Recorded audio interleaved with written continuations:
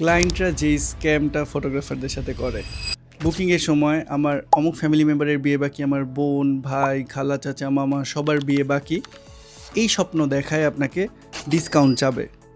And আপনি যদি এই ট্র্যাপে পাড়া দিয়ে দেন যে আচ্ছা সামনে তো আরও কাজ পাবো, ডিসকাউন্টে কাজটা করে দিই, কিন্তু মজার কথা হচ্ছে আপনি ডিসকাউন্টটা দিবেন কোথা থেকে?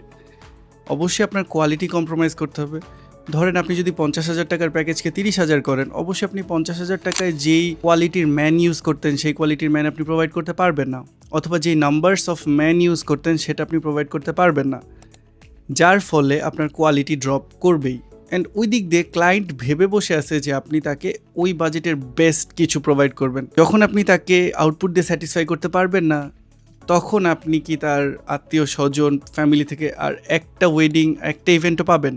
সো এই ট্র্যাপে পরে অযথা ডিসকাউন্ট করার কোনো মানেই হয় না। এরপর ক্লায়েন্টদের সাথে ওভার ফ্রেন্ডলিনেস।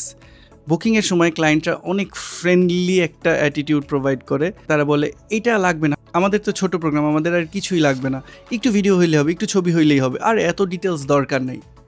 কিন্তু যখন ডেলিভারির সময় হয় তখন সে হয়ে যাবে কাস্টমার। আপনাকে চিপরা এনিংরা আমার এটা কই ইচ অ্যান্ড এভরি ডিটেলস ধরবে অ্যান্ড আপনাকে 100 বার রিএডিটে পাঠাবে। তখন আপনি অবাক হয়ে যাবেন যে কোথায় গেল সেই ফ্রেন্ডলিনেস, কোথায় গেল সেই ফ্রেন্ড।